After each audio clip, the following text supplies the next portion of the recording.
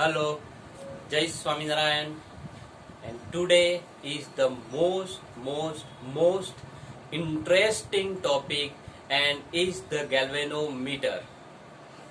चलो, जो अभी तो बिकॉज ऑफ कोरोना इफेक्ट आपका वैकेशन चल रहा है, अगर मान लो कि वैकेशन नहीं होता तो ऑलमोस्ट 2 या 3 प्रैक्टिकल्स आपके गैल्वेनोमीटर के कंप्लीट हो गए होते।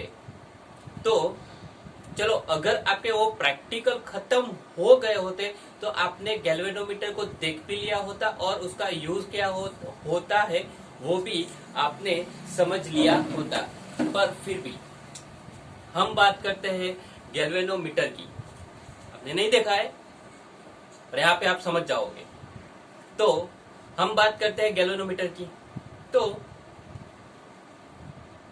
एक्चुअली में एक गैल्वेनोमीटर वर्क कैसे करता है, उसका यूज क्या होता है।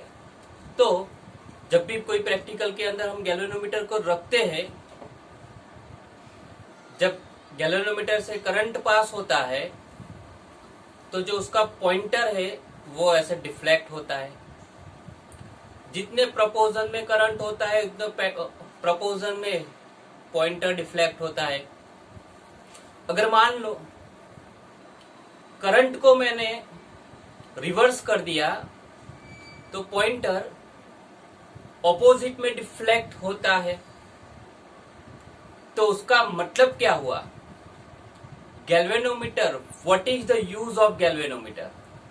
तो the use of galvanometer is to sense the current. Okay, तो ये जो गैल्वेनोमीटर है जिसका हमें यूज भी करना है, तो आज हम वो गैल्वेनोमीटर के लिए 2 चीज देखेंगे। 1, what is the construction of the galvanometer, आप कैसे गैल्वेनोमीटर को बना सकते हो। और दूसरी चीज देखेंगे okay, what is the working process of the galvanometer. वो 2 चीज अभी आप हमको यहां पर देखनी है। तो सबसे पहले हम देखेंगे कंस्ट्रक्शन। तो अगर कंस्ट्रक्शन करना है किसी भी चीज का, not only for the galvanometer, अगर हमें कोई भी इक्विपमेंट को बनाना है तो सबसे पहले हमको पता होना चाहिए वो इक्विपमेंट कौन से प्रिंसिपल पर वर्क करता है। The galvanometer, okay, what is the principle of the galvanometer, याद रखो।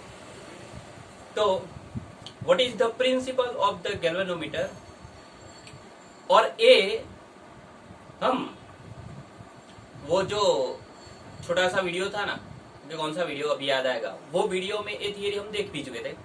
तो क्या है प्रिंसिपल? ओके, याद रखो।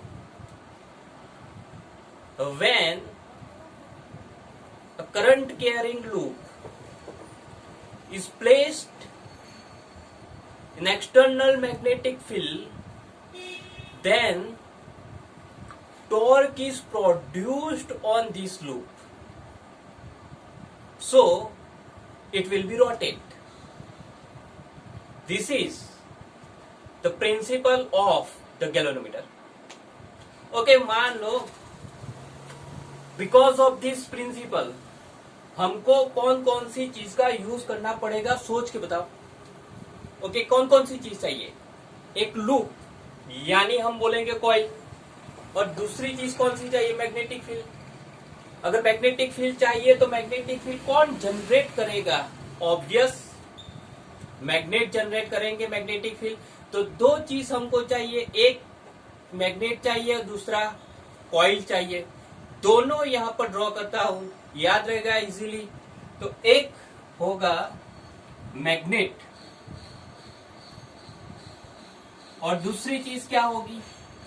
ओके, तो मैग्नेट कैसे होते हैं? 2 मैग्नेट लेने पड़ेंगे, एक नॉर्थ पोल और दूसरा साउथ पोल।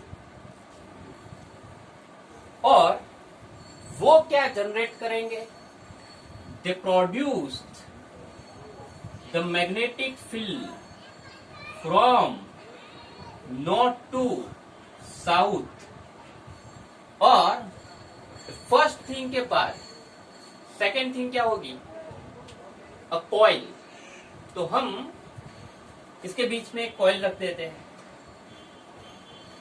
एक्चुअली कॉइल में तो नंबर ऑफ टर्न्स कई होते हैं, पर मैं यहाँ सिर्फ 3 ही नंबर ऑफ टर्न्स दिखाता हूँ, टेक्स्ट बुक में दिखाया हुआ है, कई सारे होते हैं एक्चुअली तो। ओके, तो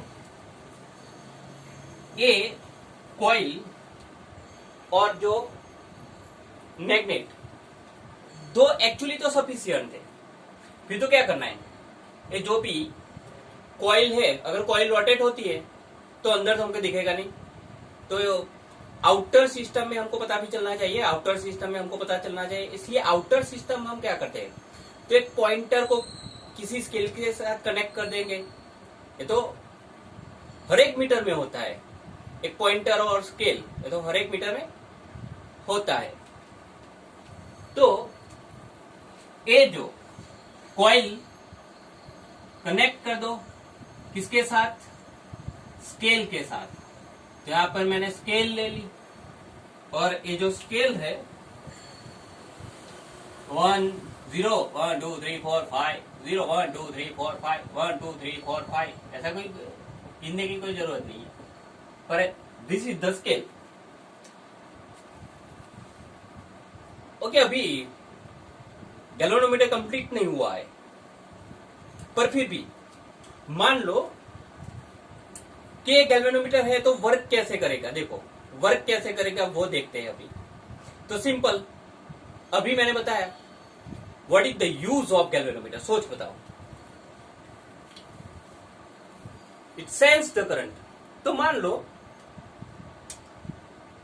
किसी भी चीज का हमको करंट सेंस करना है, तो उसके साथ इसको कनेक्ट करते हैं। मान लो कोई एक रेजिस्टेंस है, यहां पर ए रेजिस्टेंस है, और ए रेजिस्टेंस में से करंट फ्लो हो रहा है आई, और इतना आगे जाएगा वायर। ये तो सर्किट है, वायर कहीं पे भी जाएगा। तो हम क्या करेंगे, ये जो करंट यहां से फ्लो होता है वायर में से, वो वायर में से इसको बीच में से काट के, ऐसे काटते नहीं है वैसे तो, वहां पर कई सारी फैसिलिटीज होती है। तो यहां से एक वायर यहां पर हमको ज्वाइन करना है, और दूसरा यहां से हम निकालेंगे।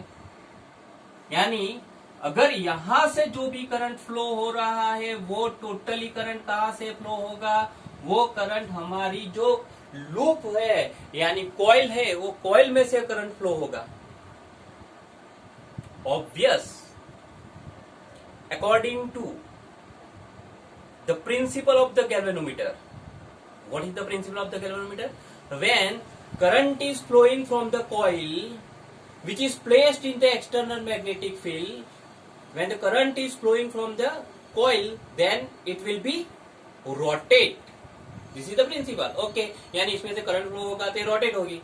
देखो जैसे कॉइल रोटेट होगी तो उसके साथ जो पॉइंटर है वो भी डिफ्लेक्ट होगा। Clear? This is the main point. तो जितने प्रपोजन में करंट फ्लो होगा उतने ही प्रपोजन में वो पॉइंटर डिफ्लेक्ट होगा। तो हमारा गैल्वेनोमीटर बन ही चुका था, पर 2 डिफिकल्टी रह गए। Okay, what is the difficulty? Okay, first difficulty क्या है वो मैं बताता हूं आपको। एक्चुअली गैल्वेनोमीटर कैसे होना चाहिए, जितने प्रपोजन में करंट फ्लो हो उतने प्रपोजन में डिफ्लेक्शन आना चाहिए, यस और नो? Okay, yes. जितने प्रपोजन में करंट उतने प्रपोजन में डिफ्लेक्शन। तो ओके, यहां पे दिक्कत क्या है वो बताता हूं। हाँ, फिर से, what is the principle? When the current is flowing from the coil then the torque produce in the coil. Okay, कोई मुझे बता सकता है when the current flowing from the coil then torque produced on this coil, what is the equation of the torque produced in the coil? What is the equation of torque produced in the coil when is placed in the external magnetic field. Okay, tau is equal to NIAB sine theta. Okay, what is the equation? Okay, इसको NIAB sine theta भी बोल सकते हो और बोल सकते हो ये बिना साइन थीटा भी बोल सकते हो, नियाप साइन कुछ भी बोल सकते हो. नियाप अच्छा रहेगा, बाद में काम आएगा. बिना में ओके, बिना में थोड़ी तकलीफ भी रहेगी, अभी नहीं बाद में. चलो, तो हम क्या बात कर रहे थे? What is the equation? Tau is equal to NIAB NIAB sine theta. According to this, अगर हम बात करते हैं तो नंबर ऑफ टर्न्स, या कॉइल चेंज नहीं करते, number of turns cancel. Area, अगर कॉइल ही एक है, एरिया भी सेम, एरिया भी कैंसल. मैग्नेटिक फील्ड बात करते हैं, मैग्नेटिक फील्ड कहां से चेंज होगा यार? मैग्नेट चेंज नहीं करते, तो मैग्नेटिक फील्ड भी कांस्टेंट, बी भी कांस्टेंट. तो चेंज क्या होगा? क्या एंगल चेंज होगा हर एक टाइम पर? यस और नो? ओके, क्या एंगल चेंज होगा हर एक टाइम पर? Yes, obvious. अगर जैसे जैसे कॉइल रोटेट होती है तो ऑब्वियसली थीटा तो चेंज होगा ही होगा.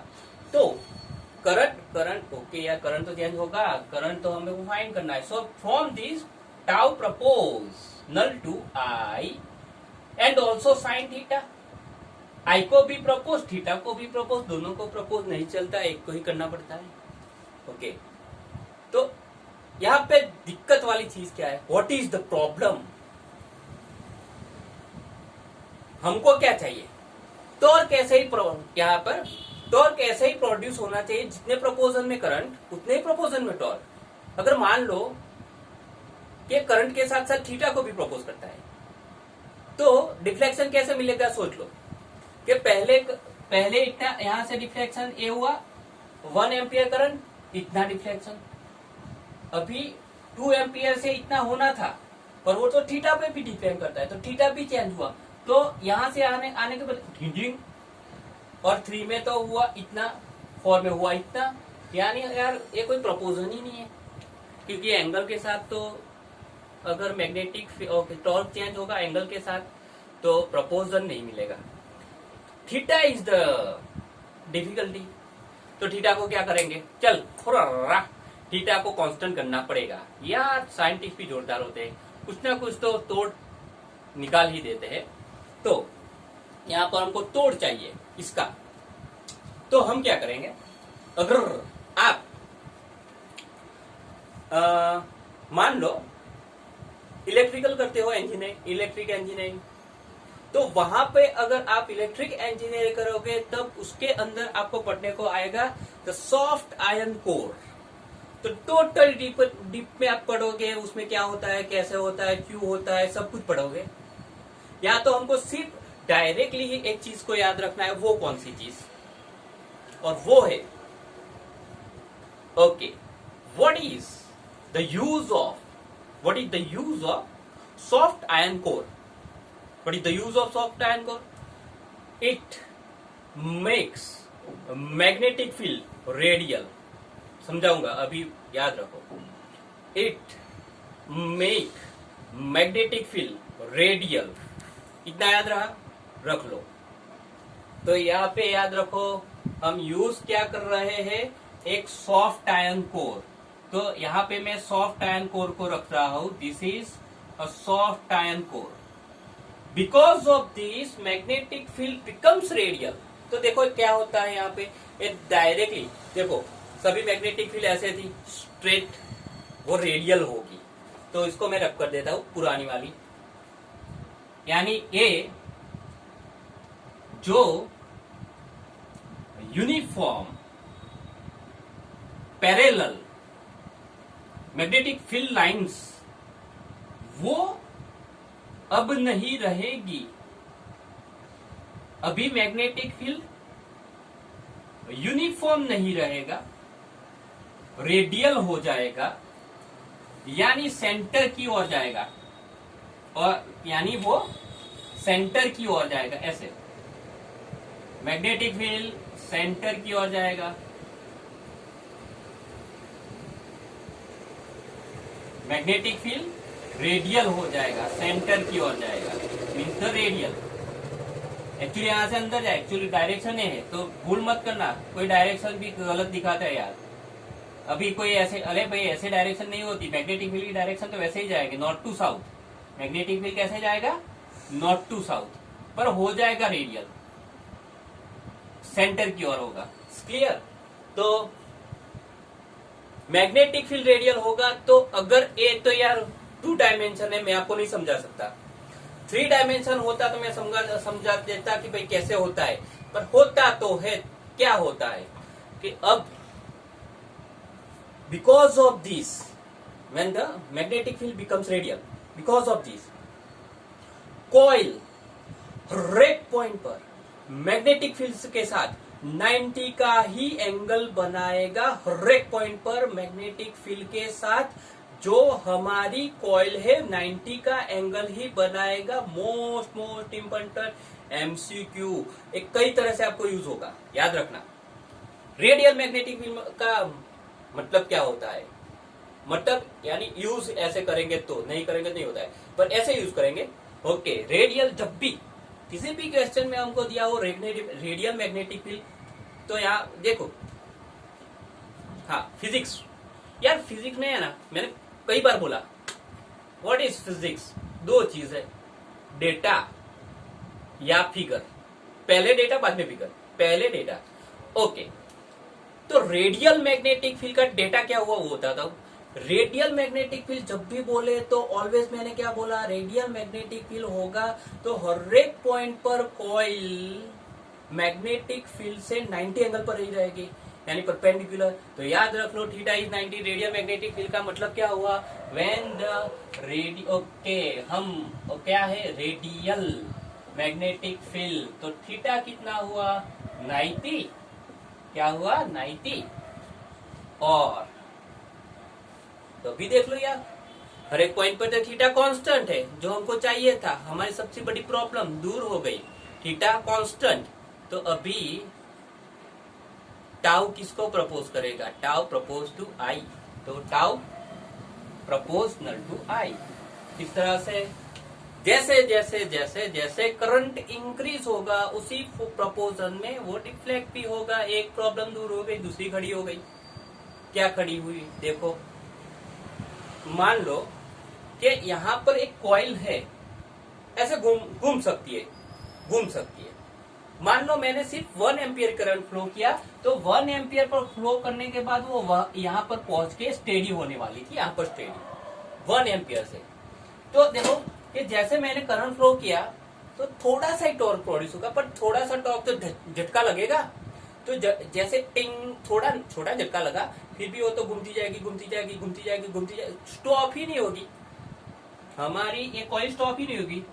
और ए पॉइंटर ऐसे जाते हैं, जहां जब तक इसको एंड पॉइंट नहीं आ जाए तब तक स्टॉप ही नहीं होगी। तो उसको स्टॉप करना पड़ेगा, कॉइल को स्टॉप करना पड़ेगा। तो कॉइल को स्टॉप करना है, तो आप सोचो ऐसा कुछ करे कि कॉइल आगे भी जाए, जितना फोर्स हो उतना फोर्स से आगे भी जाए, और फिर वो स्टॉप भी हो। ऐसा कुछ कर सकते हैं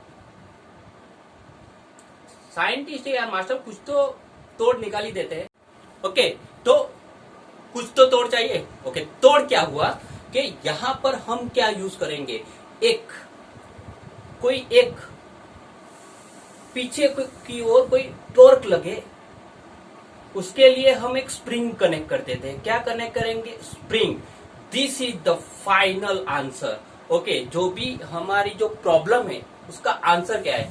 स्प्रिंग कनेक्ट कर देंगे। यानी जैसे उसको टॉर्क लगा, तो टॉर्क लगने से आगे बढ़ते जाएगी। उसके वजह से जो मैग्नेटिक टॉर्क है तो थोड़ा आगे जाएगी, और जो स्प्रिंग का टॉर्क है, स्प्रिंग के फोर्स की वजह से वो पीछे भी आएगी। यानी किसी एक पॉइंट पर वो स्टेडी हो जाएगी बिकॉज ऑफ द स्प्रिंग। तो यहां पर याद रखो, स्प्रिंग हम क्यों यूज करते हैं? क्योंकि जो हमारी कॉइल है उसको हमें रोटेट होने से स्टॉप करना है, कोई एक पॉइंट पर स्टेडी करना है। तो हम क्या कनेक्ट करेंगे, यहां पर एक स्प्रिंग को कनेक्ट कर देते हैं इसके साथ। ये स्प्रिंग कनेक्ट कर दी, तो जैसे ही हमने स्प्रिंग कनेक्ट की तो वो जितना करंट फ्लो होगा उतने ही प्रपोजन में किसी भी पॉइंट पर स्टॉप होगी और उसी पॉइंट पर हम जो भी करंट है जो सेंस किया हुआ है वो हम डिटेक्ट भी कर सकते हैं। This is the galvanometer and this is the construction of the galvanometer. और इसी गैल्वेनोमीटर का यूज करके हम ए मीटर भी बना सकते हैं और वोल्ट मीटर भी बना सकते हैं। वो कैसे बनाएंगे वो नेक्स्ट सेशन में देखेंगे। उसके लिए हम दो चीजों का यूज करते हैं। सिर्फ गैल्वेनोमीटर का यूज करके भी हम ए मीटर भी बना सकते हैं, वोल्ट मीटर भी बना सकते हैं। वो प्रैक्टिकल करके भी मैं आपको दिखाऊंगा। किसी एक ही गैल्वेनोमीटर से दूसरे ए मीटर में हम इसको कन्वर्ट करेंगे। हम प्रैक्टिकल करेंगे किसी भी गैल्वेनोमीटर से हम वोल्ट मीटर की भी वोल्ट मीटर का भी क्रिएशन कर सकते हैं। ओके तो ये जो हमने जो कुछ भी देखा this is the sufficient thing पर एक मिनट। ओके तो ये गैल्वेनोमीटर का कंस्ट्रक्शन था और अभी हम दूसरा पॉइंट देखेंगे और वो कौन सा होगा और वो होगा the working of the galvanometer. Okay तो फटाफट ये जो भी है फिगर वो ड्रॉ कर दो और इसका कंस्ट्रक्शन जो भी है उसका डिस्क्रिप्शन लिख लो। ओके चलो फटाफट।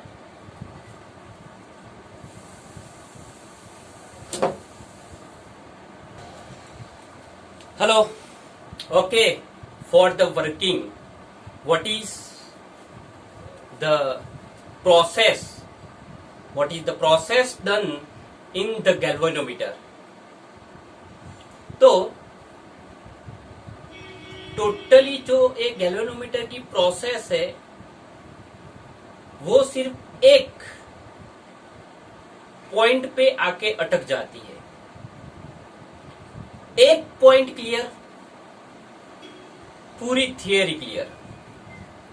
तो जो एक पॉइंट है वो आप याद रख लो, पूरी थियरी खत्म। Okay what is the point. अभी हमने कंस्ट्रक्शन में थोड़ा कुछ डिस्कस किया। तो यहां पे दो टॉर्क प्रोड्यूस होते हैं जो वहां पर पहले किसमें कंस्ट्रक्शन में हमने देखा। तो एक टॉर्क कौन सा था वो सोच के बताओ कौन सा एक टॉर्क था। Okay good. One is the magnetic torque, यानी वो क्या है, जब किसी भी कॉइल को यहाँ पर हमने मैग्नेटिक फील्ड में रखा तो because of the magnetic field वो रोटेट होती है, कॉइल रोटेट होती है। यानी एक टॉर्क हमारा हो गया, this is the restoring torque. Sorry कौन सा, magnetic torque. This is the magnetic torque.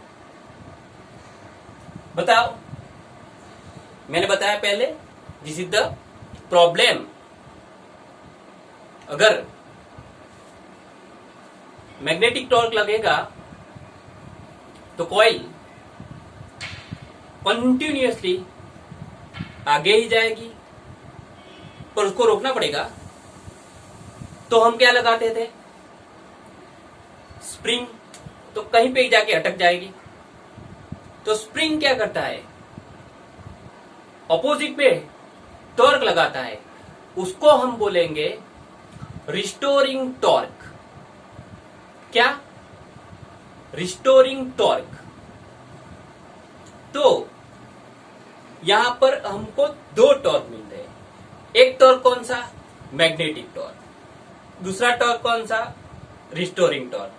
मान लो मैग्नेटिक टॉर्क ज्यादा है, रिस्टोरिंग टॉर्क कम है, आगे जाएगा। मान लो रिस्टोरिंग टॉर्क बढ़ गया, मान लो मैग्नेटिक टॉर्क ज्यादा, अभी दोनों सेम, टेढ़ी। यानी पॉइंटर स्टेडी कब होगा, जब मैग्नेटिक टॉर्क, रिस्टोरिंग टॉर्क दोनों सेम, पॉइंटर स्टेडी होगा। This is the point. कोई भी गैल्वेनोमीटर इसी वर्किंग पर काम करता है। Magnetic torque, restoring torque same, बात फिनिश। ओके तो चलो यही चीज को हम वर्किंग प्रोसेस में देखेंगे। इसको रब कर देते हैं, इसको रब कर डाला तो लाइट जिंगा लाला। ओके, इसको रब कर देते हैं यार। चलो फटाफट बता दो, ये जो गैल्वेनोमीटर उसका वर्किंग, उसका एक पॉइंट सब कुछ फिनिश करता है, कौन सा था? एक ही point. Okay, the magnetic torque becomes is equal to restoring torque, सब फिनिश। तो यहां पर हम लेंगे the magnetic torque becomes is equal to restoring torque, then all thing are finish. तो सबसे पहले मैग्नेटिक टॉर्क मैं फाइंड करूंगा, फिर रिस्टोरिंग टॉर्क आप फाइंड करोगे, फिर दोनों को इक्वलाइज करोगे। तो फर्स्ट पॉइंट क्या?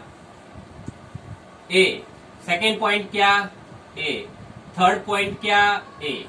तो तीन चीज पर हम काम करेंगे। सबसे पहले यहां से हम काम करते हैं। तो first is the magnetic torque. Anybody can say what is the equation of the magnetic torque? Anybody can say what is the equation of the magnetic torque? Okay. यार what is the magnetic torque? वो तो समझो। जब किसी coil को magnetic field में हम रखते हैं, रोटेट होता है, उस मैग्नेटिक टॉर्क, और उसका इक्वेशन क्या है? Tau is equal to NIAB sine theta, या तो बिना भी बोल सकते, बिना sine theta, NIAB sine theta, कुछ भी बोलो, नियाप अच्छा रहेगा पर। ओके, तो हम लोग कौन सा लेंगे? नियाप साइन थीटा। फिर भी अब भी मैंने कुछ बताया, क्या आप इसमें कुछ छोटा छोटा करोगे? इसको थोड़ा छोटा करना हो इक्वेशन, कुछ निकाल देते। चलो क्या निकालेंगे? परफेक्ट इसकी वैल्यू आपको पता ही है। गैल्वेनोमीटर में वैल्यू होती है। तो गैल्वेनोमीटर में अब भी मैंने बताया कि हम यूज करते हैं, उसको बोलते हैं ओके शॉर्ट टाइम कोड। इसमें एकदम मैग्नेटिक फील्ड रेडियल है, थीटा 90 होगा। ओके, यानी कोई भी गैल्वेनोमीटर है तो थीटा की वैल्यू वो नहीं देंगे, हमको याद रखनी है थीटा 90 ही होता है गैल्वेनोमीटर में, because of radial magnetic field theta is 90। If the theta is 90, then sin 90 is equal to 1. This is the most important point. यहाँ पर रख दो तो हमको मिल जाएगा the magnetic torque becomes equal to Mia. Okay, so this is my first point. Now what will be the second point? यहाँ पे देख के बताओ, what will be the second point is the restoring torque. Now second point is the restoring torque. क्या हो सकता है equation? क्या आप बोल सकते हैं? किसी को कोई मुझे बता सकता है what is the restoring torque? यार आप कोई बोला, ओके, आप में से कोई बोला F is equal to minus k x. Okay good, this is restoring force. Spring में होता है रिस्टोरिंग फोर्स। टॉर्क करें, टॉर्क कैसे होता है? तो फोर्स और टॉर्क। ओके वेरी, यार तो आप तो यार बहुत फास्ट हो यार। अगर मैं tau F is equal to tau लिखोगे तो क्या चीज चेंज करनी पड़ेगी? F is equal to tau लिखोगे तो दूसरी कौन सी चीज चेंज करनी पड़ेगी? सोचो। Okay good, X is equal to theta, यहाँ पे डिस्टेंस है, यहाँ पे एंगुलर डिस्टेंस, यहाँ पे फोर्स, यहाँ पे टॉर्क। क्या K तो कांस्टेंट है, तो इसको चेंज नहीं करोगे तो चलेगा? K को चेंज करने की कोई जरूरत ही नहीं, क्योंकि कोई तो कांस्टेंट है। तो यहाँ पे जो K है उसको स्प्रिंग कांस्टेंट बोलते हैं, कहीं जगह पर उसको टॉर्शनल कांस्टेंट भी बोलते हैं। यहाँ पे हमारी टेक्स्ट बुक में उसको स्प्रिंग कांस्टेंट बोला है, कई जगह पे टॉर्शनल कांस्टेंट भी बोलते हैं, टॉर्क के लिए है।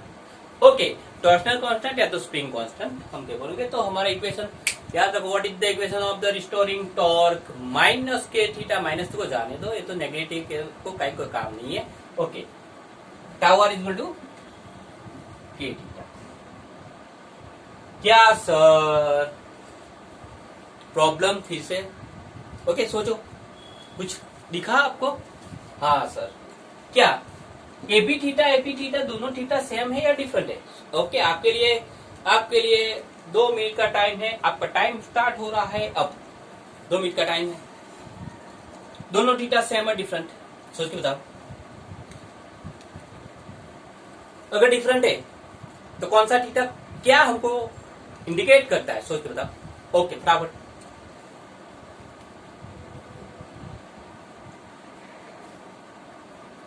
ओके एक तो बात मान लो, ये जो थीटा है वो तो इक्वेशन से ही पता चलेगा इक्वेशन से। ए थीटा ये है एरिया वेक्टर और मैग्नेटिक फील्ड बी के बीच का एंगल। एरिया वेक्टर यानी हमारी जो कॉइल होती है, ये कॉइल ए मान लो कि कॉइल है, कॉइल और इसका ए एरिया वेक्टर, ये कौन सा हुआ area vector perpendicular to coil plane. Area vector और मैग्नेटिक फील्ड दोनों के बीच का एंगल, यानी वो चीज अलग। तो 90 है तो फिक्स ही हो गया, 90 है फिक्स हो गया। ये चीज अलग, ये चीज अलग। ये क्या है? Torsional constant, spring constant, spring force, spring, तो स्प्रिंग के साथ ओके फिर से ये सब कुछ क्या है? रिस्टोरिंग टॉर्क यानी स्प्रिंग। तो जो स्प्रिंग में ट्विस्ट प्रोड्यूस होता है वो एंगल है, समझ गए? फिर भी मान लो कि स्प्रिंग ओके, मान लो ये स्प्रिंग रोटेट होती है ओके ओके, यहाँ पे एक स्प्रिंग है तो वो ट्विस्ट होती है। उसका रीजन क्या होता है कि जो कॉइल घूमेगी तभी तो उसमें ट्विस्ट प्रोड्यूस होगा, जब तो कॉइल नहीं घूमेगी तो वो ट्विस्ट नहीं होगी। ओके फिर से, अगर जो हमारी मेन कॉइल है जिसके साथ मैंने स्प्रिंग को कनेक्ट किया था, जो मेरी मेन कॉइल है जिसके साथ मैंने स्प्रिंग को कनेक्ट किया था, जब तक कॉइल नहीं घूमती तब तक ट्विस्ट ही नहीं प्रोड्यूस होगा। जितनी कॉइल घूमेगी उतनी ट्विस्ट प्रोड्यूस होगा। यानी हम ये भी बोल सकते हैं व्हाट इज थीटा, दो चीज, एक क्या सी ट्विस्ट इन अ स्प्रिंग, दूसरी कौन सी angular displacement of the coil. दो चीज, angular displacement of coil, twist in spring. ज्यादा काम का क्या है? Angular displacement of coil is most important, वो क्वेश्चन में होता है टेक्स्ट ओके। जितने भी जे नीट के क्वेश्चन है, हमारे टेक्स्ट बुक के क्वेश्चन है, सभी में क्या होता है? What is theta is called angular displacement of coil, याद रखना। तो यहां पर ये जो थीटा है एंगुलर डिस्प्लेसमेंट ऑफ कॉइल, यार ए बी थीटा नहीं चलेगा, कुछ चेंज करते हैं, कुछ नया लाओ, फिजिक्स से कुछ नया लाओ। तो हम थीटा को फाई एफ ओके फाई से इंडिकेट करेंगे। Is clear? ओके, ऐसे भी इंडिकेट भी करेंगे। और यहां पर इंडिकेट करने के बाद यहां पर हमको दो टॉर्क मिल गए हैं, यानी ये दूसरा पॉइंट, यानी ये सेकेंड पॉइंट ना द थर्ड।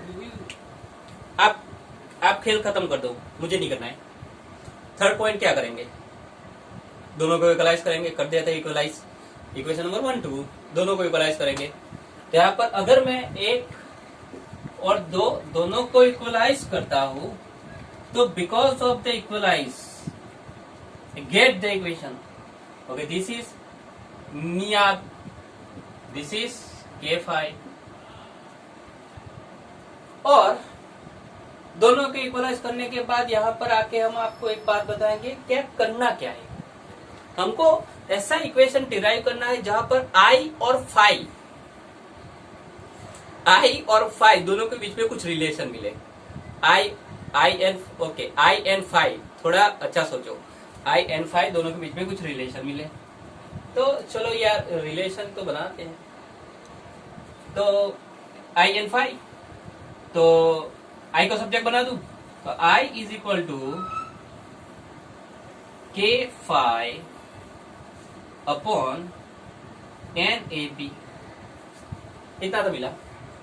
फिर भी मैं इसको इस तरह से भी लिख सकता हूं, I is equal to K upon N A B into five. ऐसे क्यों लिखा पता है क्यों? क्योंकि यहां पर देखो के क्या, torsional constant, spring constant, constant, constant, n क्या number of turns of coil, constant, area constant, the magnetic field constant, सब कुछ कांस्टेंट, कांस्टेंट कांस्टेंट कांस्टेंट सब कुछ कांस्टेंट।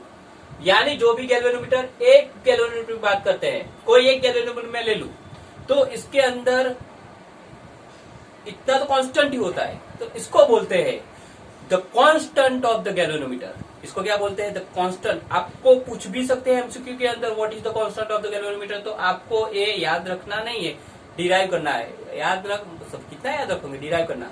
ओके, तो this is the constant of galvanometer. Clear? तो इस तरह से हम वर्किंग प्रोसेस कर सकते हैं। फिर भी चलो, ये थियरी तो कंप्लीट हो चुकी है, फिर भी आपको एक स्टेटमेंट यहाँ पे लिखना मत भूलना। यहाँ पर इन दोनों के बीच में टेक्स्ट बुक में लिखा है, ऐसा है, कुछ बात नहीं है, लिखने की कोई जरूरत नहीं, लिखने की कोई भी जरूरत नहीं, पर इन लोगों ने लिखा है तो आप लिख सकते हो। क्लियर? कौन सा कौन सा इक्वेशन या इन्होंने क्या लिखा है तो मैं बता दूं। उन्होंने फाई की डेफिनेशन ये है, आप कहीं पे भी लिख सकते हो। देखो मेरा काम क्या है वो मैं आपको बताता हूँ, मैंने पहले भी बोला है, मेरा काम ये नहीं है कि थियरी को मैं आपको एक्सप्लेन कर दूं। यार इतना तो अच्छे एक्सप्लेन किया, वो तो बराबर है, सिर्फ थियरी एक्सप्लेन करना वो इम्पोर्टेंट नहीं होता यार। ये भी इम्पोर्टेंट है कि आप थियरी अच्छी तरह से बोर्ड की एग्जाम में लिखो। मार्क्स इम्पोर्टेंट है, तो मार्क्स चाहिए। तो मैं तो यही बोलता हूँ टेक्स्ट बुक के वर्ड टू वर्ड लिखो।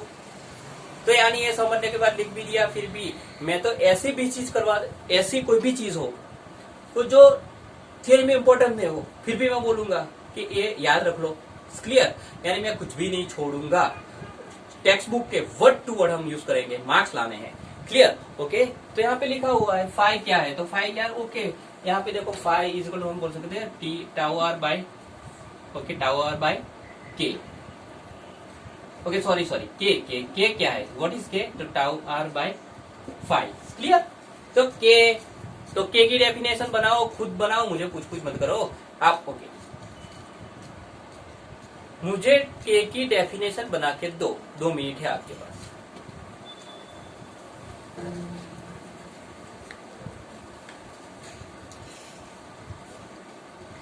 के क्या, स्प्रिंग कॉइल।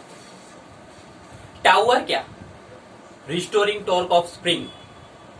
फाई क्या, एंगुलर डिस्प्लेसमेंट ऑफ कॉइल। बन गई definition. The ratio of restoring torque of the spring and angular displacement of coil is called the spring constant और the torsional constant. Okay, clear? तो आप ये भी लिख सकते हो, this is the most important theory. और ये थियरी ओके, तो कल क्या है, भले कल जेई है, पर मैं आपका WP लूंगा ही लूंगा। क्लियर? दोनों थियरी आपको करनी है। टाटा बाय बाय, जय स्वामीनारायण, सायोनारा।